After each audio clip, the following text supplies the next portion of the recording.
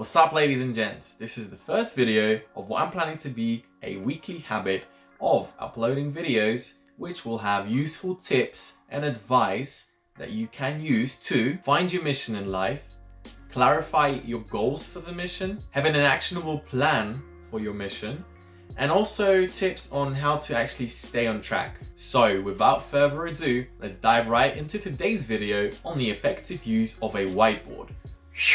Alrighty, so first and foremost, why would you even use a whiteboard?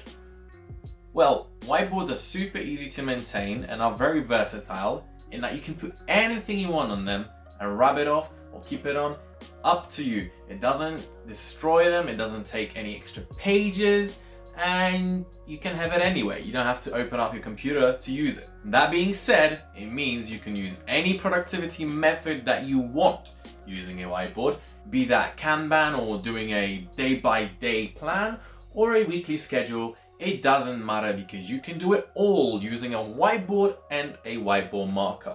And that being said, with an adhesive whiteboard, you can literally put it anywhere you want in your room. It could be in your bathroom, in your living room, in your kitchen, on the wall, on the ceiling, up to you. So what that means, it can always be right in your face, so that when you have a thought that you really want to jot down, but you don't want to take out your notepad and a pen, maybe it's not right by your side, you don't want to open up your laptop or use your phone, well, whiteboard marker right by your whiteboard, and all you do is just jot down the ideas. Next time you walk by, you can revisit those ideas, you can actually expand them, note them down somewhere else, up to you. But having a whiteboard is super useful for that.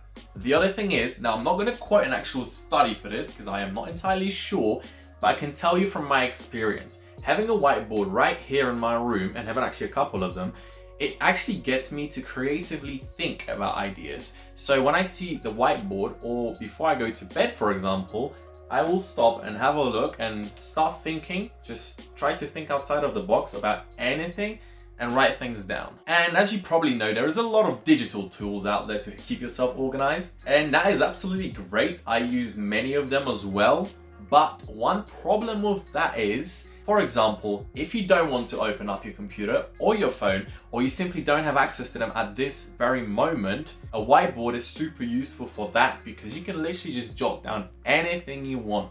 You can draw anything you want, and although it doesn't sync, obviously, this is not a digital method, but you can, for example, at a later point in the day, take a photo of your whiteboard and then export it into OneNote or anything else that you use, or simply just take an idea that you wrote down on a whiteboard, pop it into whatever software you use and expand on it. Now, you don't have one of those bad boys lying around and you don't want to spend money on one, well, you're in luck because you might have other things in your house that you have lying around that you can use to make a DIY whiteboard.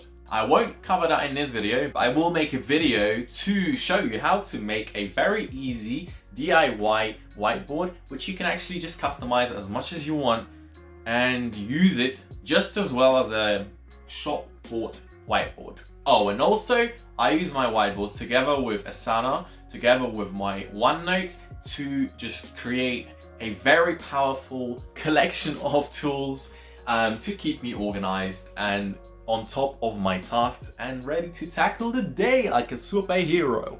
Now, what is a good procedure in terms of organizing your whiteboard? I thought you'd never ask.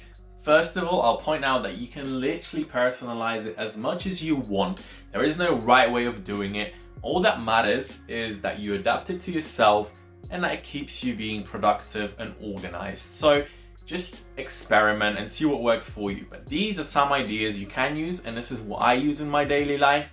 So I have 4 whiteboards that I use on a day-by-day basis, and they are my schedule blocks whiteboard right here. So super simple. All it is, just a day-by-day breakdown with little 1-hour blocks showing exactly what I'm doing on what day, and to keep myself from getting bored, because I don't like to have too much of a routine, but also don't like having no routine either. I keep some flexibility there. So as you can see, It tells me what to do in terms of business and career development, or hobbies and leisure. The next one up is my visual whiteboard. There's not too much on it at the moment, but essentially all it is anything that I feel like I want to draw. So you see there a pyramid of an effective workout, for example, or any little messages I want to write to myself, such as self-control or better each day, or the little graph at the bottom. Yeah, this is the whiteboard for it. Next up is my ideas brainstorm board, and I simply write down any idea that comes to my head that I actually want to record, and if there is anything I want to expand on, I do so here.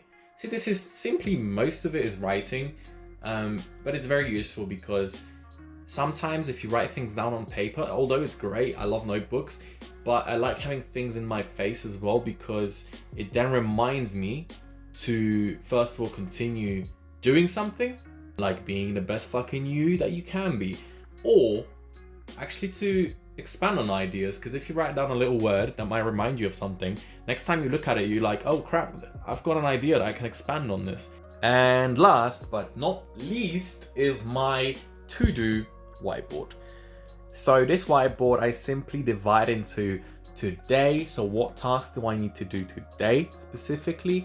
The essentials, so any tasks that might be within the next week or within this month that are essential. I do need to do them, but I don't need to do them today specifically. And the last one is so miscellaneous, anything that I don't really need to do, but I think could help me. So that could be something to do with a hobby that's not necessarily as important as something else that I can do for work. And if I have spare time, I can start going through the miscellaneous, or it could just be ideas I want to expand on as well. So obviously you can divide it as you wish. You can use the Kanban method of doing, to do, or done if you so wish. You can use post-its on here as well if you want. There's no reason why not. The beautiful thing about this though is that every single night before I go to bed, I self-reflect on this whiteboard as well as throughout the day and have a look at the tasks I've accomplished, have a look at what I need to do tomorrow, move any items across from essentials to today for tomorrow, or any other tasks that that coming up that I should put down on here. Obviously my Asana is a master to-do list, so that's where I keep everything, and sometimes I'll put things on here and then expand on them in Asana. So Asana will allow me to do way more than just a simple whiteboard. But the whiteboard keeps it in my face and I don't also get distracted, because sometimes with Asana, like with the notifications come up while you're working, it obviously catches your attention, so it distracts you for a little bit. So this doesn't do that. It's always in your face. You get used to it, but at the same time, it's there for you to use and get reminded of any tasks that you have upcoming.